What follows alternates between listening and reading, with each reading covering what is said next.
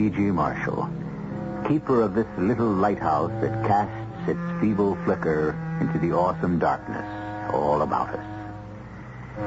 This time we are concerned with time itself. Time. Elusive time. Time is never the same in two distant places, never the same for different people. For some, time goes slowly. For others, time goes quickly. Some use time. Others pass it. And yet, isn't time the staff of life? Time is really all we have. Because when time runs out... Our mystery drama, The Murder Market, was written especially for the Mystery Theater by Sam Dann and stars Rosemary Murphy. It is sponsored in part by Buick Motor Division and Anheuser-Busch Incorporated, brewers of Budweiser. I'll be back shortly with Act One.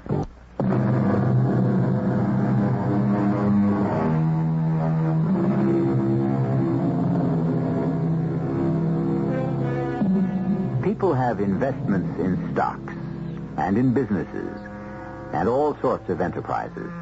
But these are investments involving money. The most important investment someone can make is the investment in another human being, because this is an investment in time. After all, lost money can always be regained, but lost time? Our heroine's name is Theodora Lewis. Significant might be the fact that no one has ever called her Thea or Teddy or Dora or Dory. It's always been Theodora or Miss Lewis. That's because she's such a sensible young lady. That's the word that broke the camel's back. Sensible. It's a word I've hated all my life. And what did it ever get me? Finally, I did something about it. Something wild and crazy. Yes, me, Theodora Lewis. I had no way of knowing it would be that kind of day. It certainly started, prosaically enough, the way all my days did. Good morning, Mother. Morning, dear. Your breakfast is ready. I'm not hungry. Oh, be sensible, dear. A solid breakfast is the foundation for the entire day. Is Stanley coming to dinner tonight? No.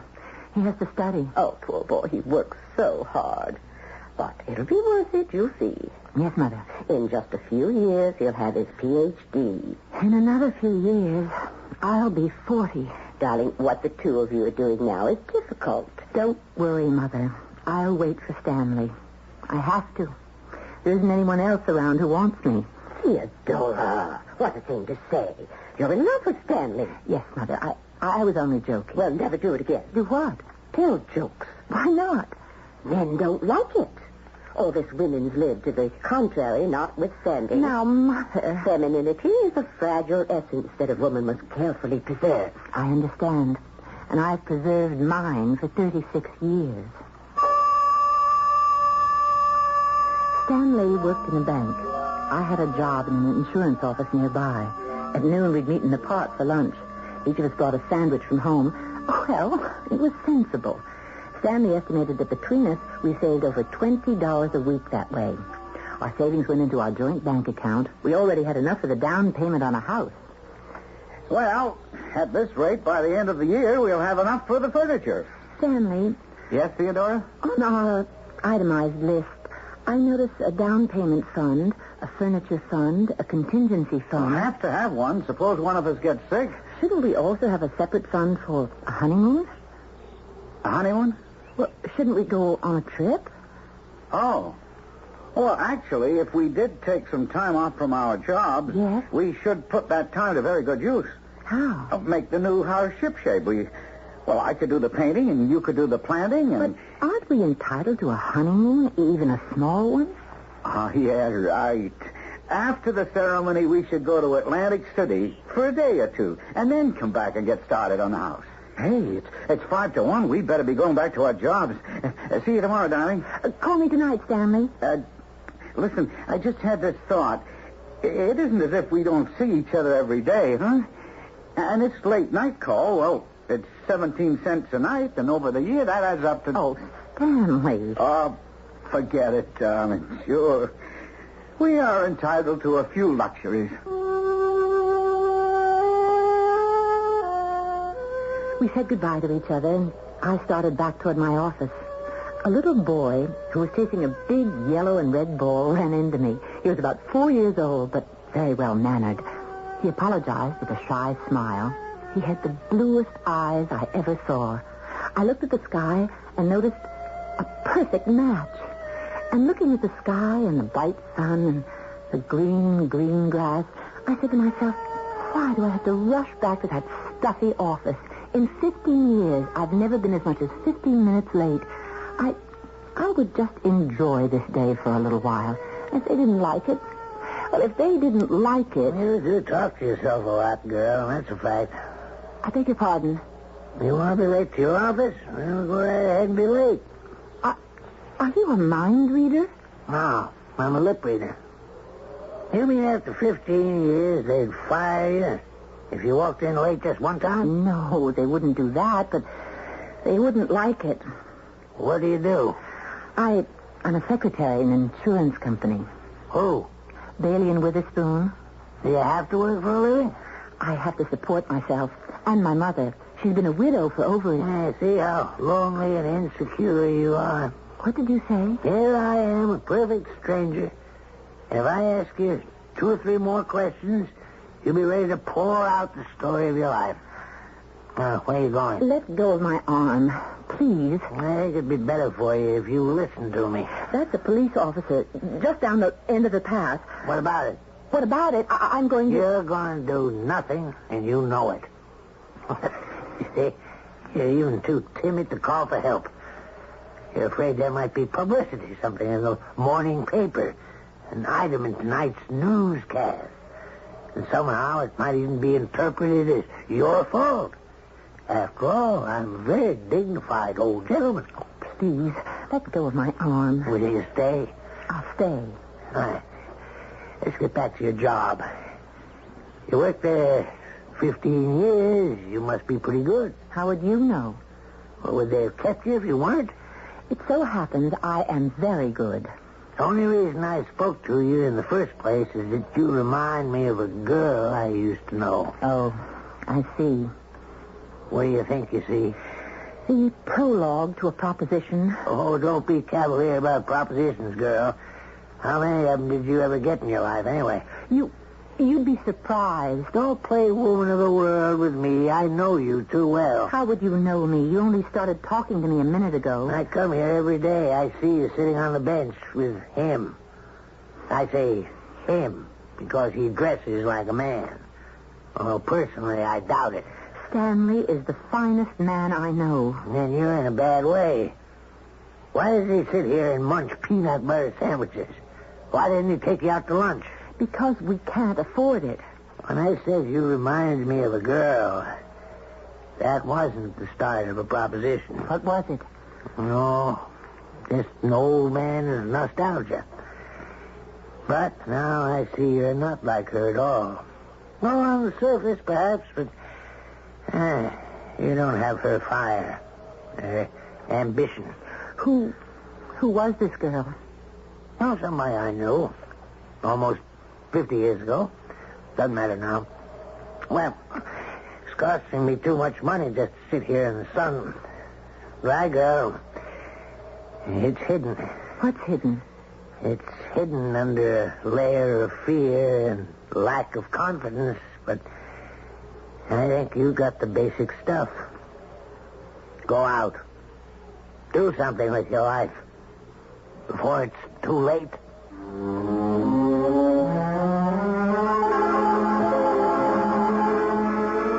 Darling, put the paper down. You'll be late to work. Theodora, I'm talking to you. Yes, yes, Mother. You know how annoyed they are at the office when you're not on time. Yes, Mother. What are you staring at? This picture. Look. Oh, that's J.P. Carson. I've heard of him. Everybody's heard of J.P. Carson. Got a finger in almost everything. It says he's acquired another company. So that man was J.P. Carson himself. Which man? The man I met. You met J.P. Carson? Where? When? Yesterday, on a park bench. What would J.P. Carson be doing on a park bench? Better run along, dear. I wonder if he'd remember me.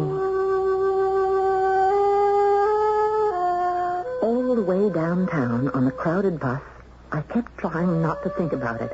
I even refused to face what it was. I got up at my stop, as usual, went up to my office, as usual, and maybe I wasn't concentrating on my work, but Mr. Peterson came by and warned me about being careful. And his tone of voice was even nastier than usual. And before I knew it, I was on my feet and I was looking down at this mean, vicious little man. And was this me? Was I actually saying, Mr. Peterson, I have put up with you and your nasty temper for more years than I care to remember.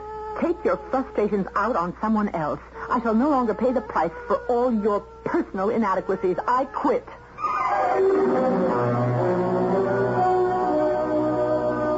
What? You'll be what? How'd you get in here? I got off the elevator. The receptionist was busy, so I just sneaked by her. We must never tell her. It'll break her heart. Then I stopped the girl. I said I was new here. Where's the boss's office? She told me. And? I want a job. You got a job? I quit.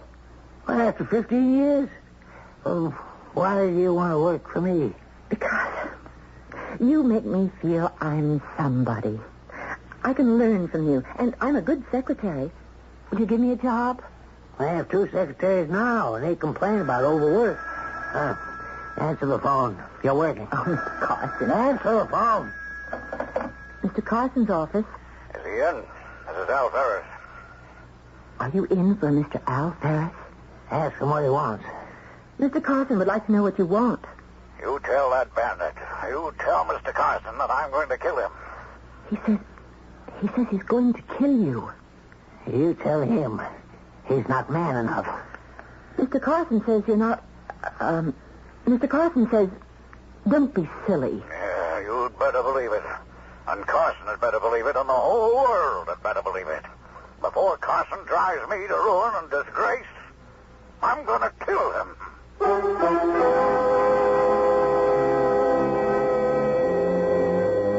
How's the new job? The first time she answers the phone, did you hear what happened? What kind of operator is this J.P. Carson anyhow? Maybe Theodora will hope she was back in the insurance office when I return to you with Act 2 in just a few moments.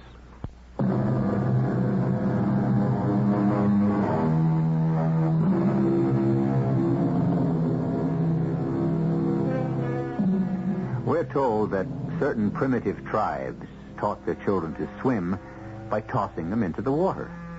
In this manner, they developed some excellent swimmers. They also lost quite a few kids. However, there are those people who deliberately provoke a sink or swim situation. For example, our heroine, Miss Theodora Lewis. Did you hear what I said? Yes, Mr. Ferris. You tell Carson. You tell him I intend to kill him. Hand me that phone. Ferris? Listen, Carson. No, you listen. Don't force I'm me. ready for you, Ferris. Instead of weeping bitter tears, you should be out raising the money. But, Mr. Carson... Oh, if I had $1 for every threat on my life, I'd have retired 20 years ago. What's your name? Theodora Lewis. Oh. I knew a girl named Theodora once. I met her in Shanghai, 1934, when I was with the Marines. She said she was a Russian princess. That's another story. Now, I have a business meeting at the Lake Forest Resort Hotel in New Hampshire. I have to straighten some people out. What time is it? 10 o'clock. Well, you'll have to rush. Take a cab home, pack enough things for 4 or 5 days, and be at the airport in time for a 12:30 takeoff. But, Mr. Carson... You'll see a sign that says Private Aviation. Ask for my plane. You mean you want me to go with you? Well, you're my secretary, aren't you? But it's such short notice. When you work for me, you're on the alert 24 hours a day. But I'll have to meet my fiancé at noon. What, in the park? For lunch? I'm going to break that up as the last thing I ever do. Take a tennis racket and some swimsuits and Dinner is always formal. I can borrow a dress. No, you can't. You buy something up there and put it on your expense account. I can't afford to have a secretary with a hand-me-down look. Well, don't just stand there. We don't have all day.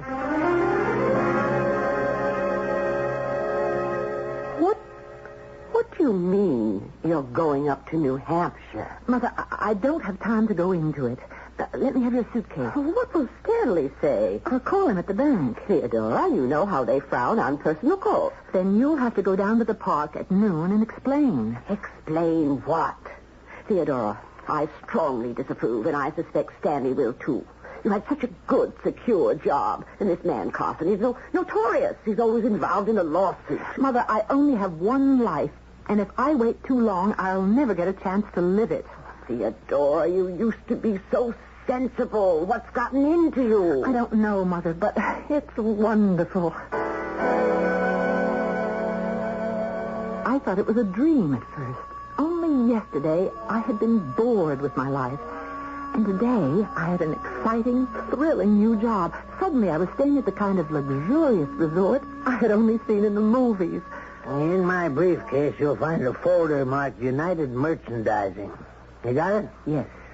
Type up copies of all papers in the folder. Do it in your room in the morning before breakfast, and then you can have the rest of the day off. I'll be in a meeting most of the time. Is there anything else? Well, that's enough for one day and one night. Oh, that's a pretty dress. You do have good taste. Pity Stanley can't appreciate it. Mr. Carson, I'll thank you not to discuss my personal affairs. I like that shade of red. Matches your hair. Now, there are some very interesting unattached men you can meet up here. Mr. Carson, I happen to be engaged. Yeah, I know. To, what's his name? Stanley. Please. How could you even consider him? Mr. Carson, I must... Oh, be quiet. Why do you think I brought you here? Because I figured you could do yourself some good. Good? Come in. Carson, I have to talk to you. See me tomorrow, Ferris. Now, look, tomorrow's too late. I'll be frozen out. You should have thought of that before. J.P., let's make a deal. Don't make me laugh. You'll regret it. Please, close the door gently on your way out. Won't you give me a break? Were you out to give me a break? I don't have the money. You know how to raise it. All right. I warned you. Trouble with you, Al, is that you don't know how to lose. And the trouble with you, J.P., is you don't know how to win. That was the same Mr. Ferris who called you at the office? Oh, yes. Al Ferris. He looks desperate. They all do. All? They all get over it. See you at breakfast. Good night, Mr. Carson. Now, wait a minute. Check the folder and see if you have a paper marked options. Options? No, I don't see it. Well, I must have forgotten to place them in the folder. Look through the briefcase. Yes, sir. Here it is. It says options. Good. Put it in the folder. And now, tell me what's wrong. Wrong? Yes. What's wrong? Nothing. You'll have to learn to lie better than that. Especially if you want to get along in this world. Well? Why do you carry a gun in your briefcase? My dear Theodora, you obviously refer to my .45 caliber Colt automatic pistol. Whatever it is. I never know when I might need one. Have you ever needed one? On occasion. I never knew anybody who carried a gun around with him. I mean, except policemen. Well, I play a rough game for high stakes. You talk about a game and rough. But those men who are here, they look like wealthy, important business leaders. Well, it's all a game. And in games, you have winners and losers. Some people lose hard. They say things like Al Ferris did. But none of these characters has the guts to follow through. I expect to die of a very ripe old age. Actually, I'm going to fall off the tree. You got that option paper? Yes, sir. Right here in the folder. Guard it with your life. I will, sir. Actually, you might take the .45. Me? I wouldn't even know how to hold it. You stick around with me and you might have to learn. Besides, I am morally opposed Did you get that from Stanley? Mr. Carson, I want one thing understood. Yes? I love Stanley. I doubt it. You may not approve of him, but you don't have the right to... That's where you're wrong. I can't have a secretary whose life is being ruined by some anemic imitation of a man. Stanley is kind and considerate and sincere. You're scraping the bottom of the barrel. I hate you. I inspire that emotion in people. All right, getting back to Stanley. Don't you say another word about Stanley. You make me so mad, I could kill you. All right, close the door gently. Oh, I beg your pardon. No, it was my fault. I should have watched where I was going. I was just sweeping the hall. Excuse me. It's all right. Hey, listen. You look like a nice lady. Can I give you a word of advice? About what? I'm an expert. Because I also married a guy more than twice my age. Never fight with them. They can get a heart attack. Oh, we're not married. Oh, you're not married. Okay. Well, at least take the old buzzard for all he's got. Oh no. It's nothing like that. Yeah? Nothing like what? Like you know what. I'm just his secretary. Oh, sure. I mean it. And that conversation I just overheard, that didn't exactly sound like a business talk between a man and his secretary. If you'll excuse me. Look, I'm just trying to do you a good turn. Listen to little Betty here. I've been around. You look kind of new at this. New at what? Ain't going to be just fresh-looking and pretty forever. I don't have the faintest idea Go home. Marry that nice guy. Bet his name is Stanley. Stanley? How do you know about Stanley? What's the matter? I never went to the movies? I never seen the story before? What story? Your story. You want to do something for your guy, Stanley. So you figure you'll go away for the weekend with sport. That's the most ridiculous... I heard the whole thing. You were telling him all about Stanley, and he laughed at you. And that got you so mad, you said you'd kill him. Now, do you deny that? I don't know why I'm standing here listening to you. I'm only saying this because I'm a little older than you. I'd like to help you, straighten you out. Don't kill him. But I have no intention. Don't. You can't get away with it. And second, Stanley has got to stand up on his own 2 feet. You know what I mean? Thank you for your advice, even though none of it was necessary. I was amused. I was even flattered to think that I, Theodora Lewis, could be mistaken for a seductive woman of the world, the kind who went away with rich men for weekends. Hello. Oh, it's Mr. Ferris. You're Carson's secretary. Yes, New, aren't you? very new. Well, then let me buy you a drink. Thank you. I don't drink. You have to drink something. Well, Let's just step into the bar. But It could be worth your while.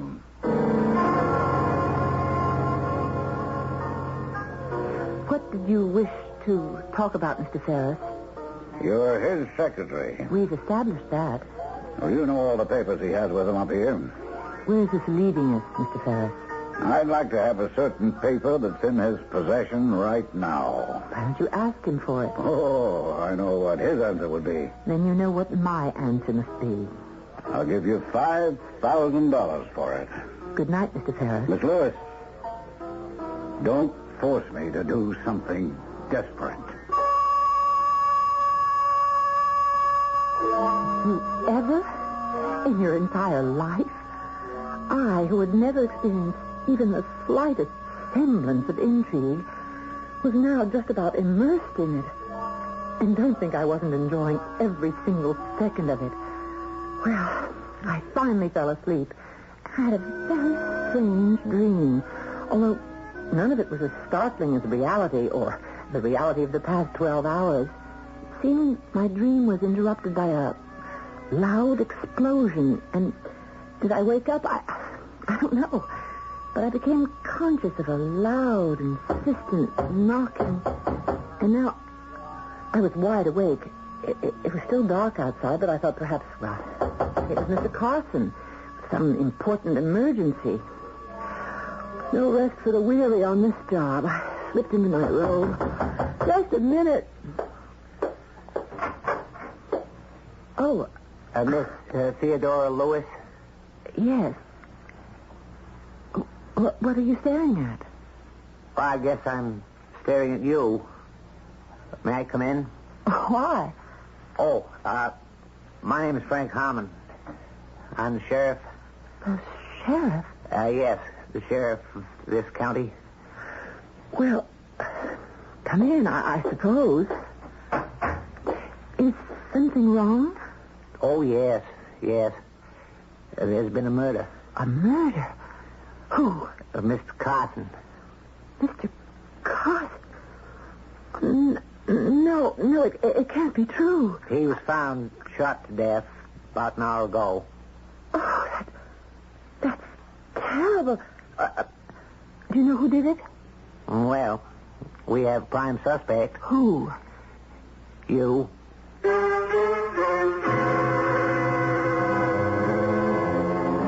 You talk about action. Here's what we gave you in rapid succession. She meets Mr. Carson on a park bench. She gets a job as his secretary. She is accused of being his mistress, and now of being his murderer. How much deeper can she fall? For that, you must wait for Act 3, which I shall bring you in just a few moments.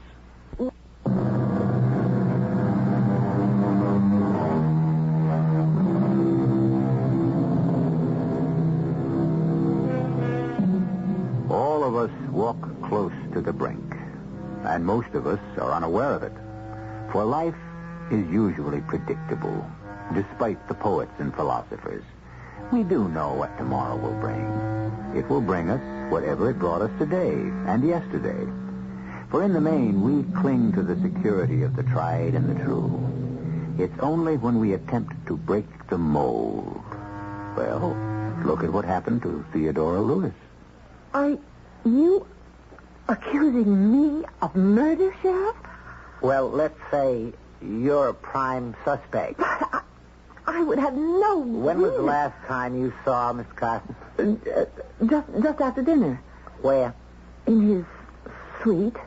And you didn't shoot him? No, of course not. Why should I have killed Mr. Carson? Well, someone heard you threaten him. But I never... We have a witness. I heard you say, you get me so mad, I could kill you. Did you say that, Miss Lewis? Not in that context. But you did say, you get me so mad, I could kill you. I was standing there right outside the door. Why don't you tell him the truth? I am telling the truth. The truth being that you went away with him so you could help Stanley get a promotion. Stanley doesn't work for Mr. Carson. All right, thank you, Betty. We can talk to you again if we need you. You should have listened to me. Now get yourself a good lawyer. Miss Lewis, would you mind telling us why did you come up here with Mr. Carson? I came up here because he asked me to. Well, that doesn't really answer the question. Why did he ask you to? Because I was his secretary. Oh. That should answer the question. Well, I'm afraid it doesn't. Why not? Because you were not his secretary. But he hired me. Well, I checked with the company, and there's no record of an employee named Theodora Lewis. He only hired me yesterday. Well, even so, you should have been on payroll. Well, no, because... Yes? You see, I know how this is going to sound. I sneaked into his office without anyone seeing me, and I was hired then and there, on the spot. Yes? And he never had a chance to say anything about it to anyone because 2 hours later we were headed up here, on a matter of business. You sneaked into his office? To ask for a job. Yes. Well, what made you do that? We had met the day before. Oh. Where? On a park bench. And he told me I was wasting my life. Yes. Which I was, but now I wish I'd never listened to him.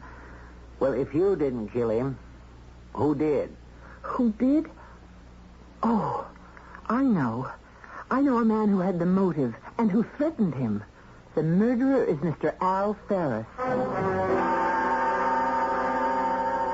You threatened Mr. Carson twice. Once on the phone at his office. Oh, that is not true. And again this evening in his room in front of a witness. And who's the witness? Me. Oh, Sheriff, I'm afraid this poor young lady is clutching at straws. You deny that you threatened Mr. Carson? Why would I threaten Mr. Carson? Because he had you at a disadvantage. Some sort of business disadvantage. That's why you threatened him. Oh, now, that is an absolute lie. J.P. Carson and I were the best of friends. But I heard you say... That will have to be all, Miss Lewis. You can go now, Mr. Ferris.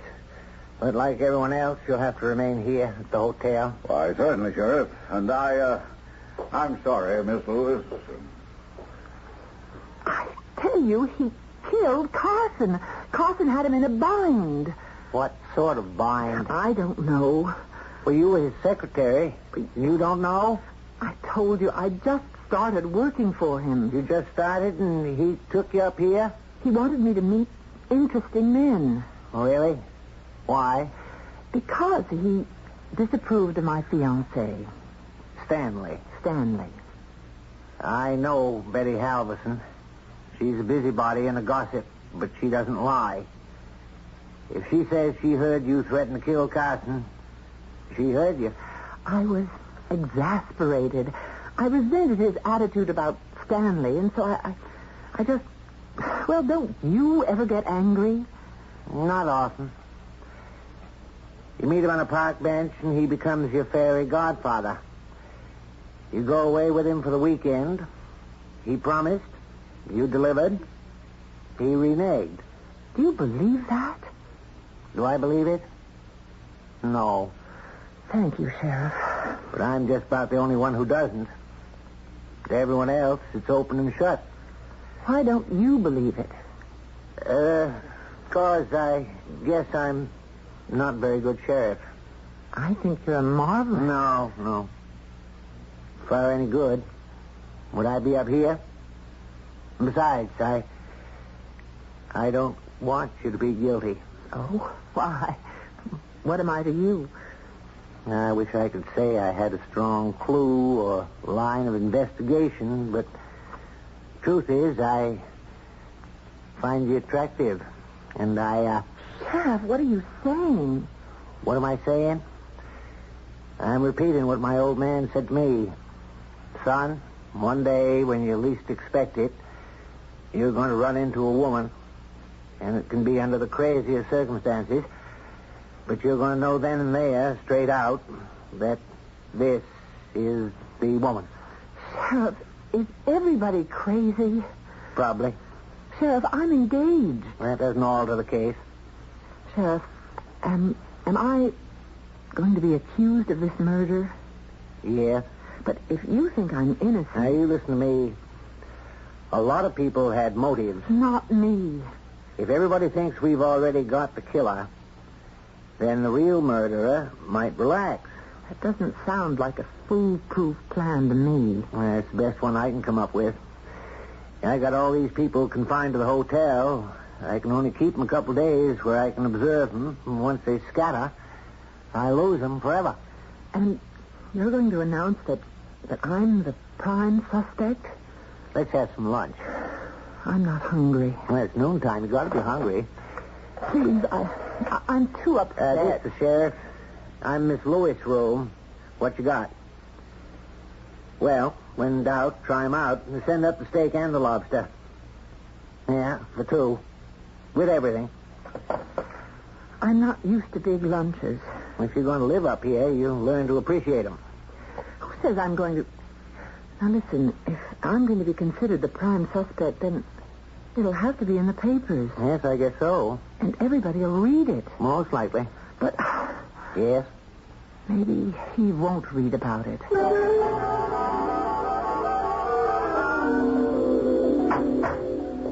Well, how are you today? Never mind about me. Have you found anything? How about lunch? Frank, you're not getting anywhere, are you? Well, these are big and important guys up here, and they're putting on the pressure to be allowed to leave. state's attorney says we can't hold him indefinitely, and so... Yes, thanks. The evidence against you is strictly circumstantial. I mean... I understand. And even if they decide to go ahead, you have every chance of being acquitted. And for the rest of my life, people will suspect that I... Excuse me. Yes? Who? Hold it. Stanley Prentice wants to see you. Stanley, he read about it. You want to see him? What must he be thinking? Is he in love with you? Yes. Well, then tell him the truth. And he won't think anything. You don't know Stanley. You know something? I think you don't know Stanley. Oh, Theodora, the reports in the paper, are they true? No. But everyone says... I don't care what everyone says. I'm innocent. But the papers say the police have a strong case against you. I want you to know I'm innocent. Well, I had to run up here and see you. I told them at the bank that I was sick. That was foolish. Everyone at your office knows we're engaged. They'll figure you came up here to... Well, we have to be sensible, Theodora. I need the job for the time being. And so when Mr. Ditmars, the president, came over to my desk with the newspaper, he wanted to know if it was the same Theodora Lewis who was my fiancée. And what did you tell him? Well, he's so straight-laced and conservative and all. I had to say it was another person by that name. Stanley. Oh, Theodora, I believe you privately. I think you better go back to New York. Yes, I can't afford 2 days off in a row. But I came here to tell you I'm in back of you. I believe in you, dear. Thank you, Stanley. I believe in you, too. Goodbye, darling. I'll write to you every day. Please do, but don't use the bank stationery. Goodbye. I didn't mean to eavesdrop. It's all right. You feeling okay? He was right. Mr. Carson was right about Stanley. And that's why I was so furious with him. Because he was right. Isn't that ridiculous? Oh, sure, yeah. Yes? Hold it. It's J.P. Carson's lawyer. He's just flown up here. He's asking if you know about papers that are missing from Carson's briefcase. Yes. Tell him I've got... Hang up. Of course. That's it. The United Merchandising Options. I've got them right here. Carson wanted copies. Hey, why don't you give them to his lawyer? I will. As soon as Ferris is arrested for murder. Ferris? The room. Mr. Carson's room.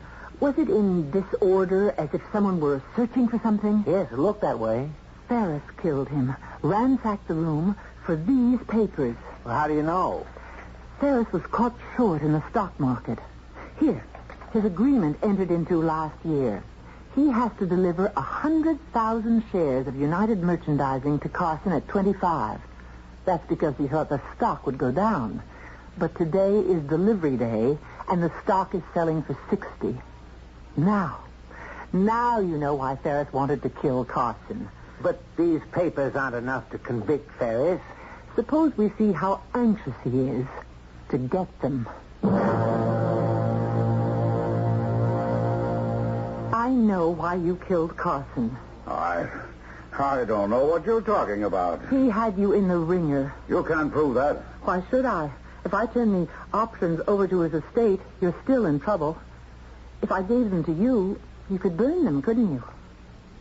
Keep talking. Isn't it your turn to say something? All right, how much do you want? $250,000. Too high. To save you $4 million? Poor Mr. Carson.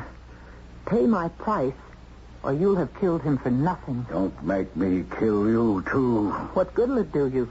You won't have the option. Oh, yes, I will. You gave yourself away. You've got them, which means they have to be in this room somewhere. Well, Mr. Ferris, how many people are you prepared to kill? You'll have to kill me and Deputy Adams here. Deputy Hollis. Oh, look, Sheriff, I was desperate. I had everything at stake. Well, what could I do? Well, right now, you'll have to go to jail. Jim, Ralph, will you escort this gentleman? If he'd given me the options and behaved like a gentleman, he'd be alive now. He could... Thank you, Frank. Thank you. Do you realize this is the first murder case I ever solved? Well, it's really the first murder case we ever had. And you solved it. Thanks for believing in me. You were the only one who believed I was innocent. Up here, we get mostly poachers, speeders. Frank. Nothing serious. Frank. City folks get lost in the woods. Frank. What is it? Kiss me, please.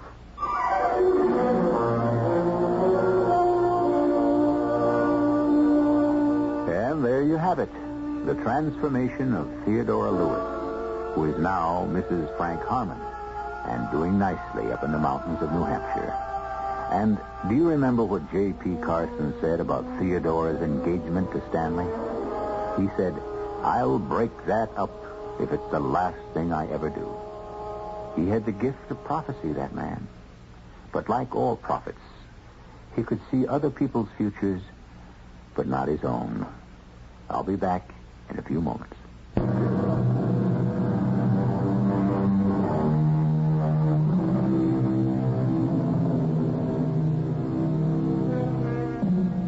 Pieces of paper. Fragile, perishable pieces of paper. This is what so much of life is all about. A piece of paper says you're wealthy. A piece of paper says you're a pauper. A piece of paper places you in a royal palace. A piece of paper puts you in a prison or a scaffold. Is your life just so many pieces of paper, too? We have pieces of paper on which we weave these fables 7 times a week. Our cast included Rosemary Murphy, Robert Dryden, Ann Pitoniak, and Ian Martin. The entire production was under the direction of Hyman Brown. Radio Mystery Theater was sponsored in part by Listerine lozenges. This is E.G. Marshall inviting you to return to our Mystery Theater for another adventure in the macabre. Until next time, pleasant dreams.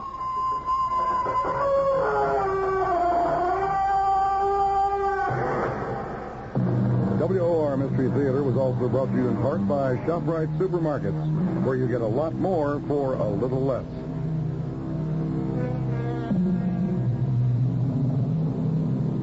The preceding program was furnished by CBS Radio.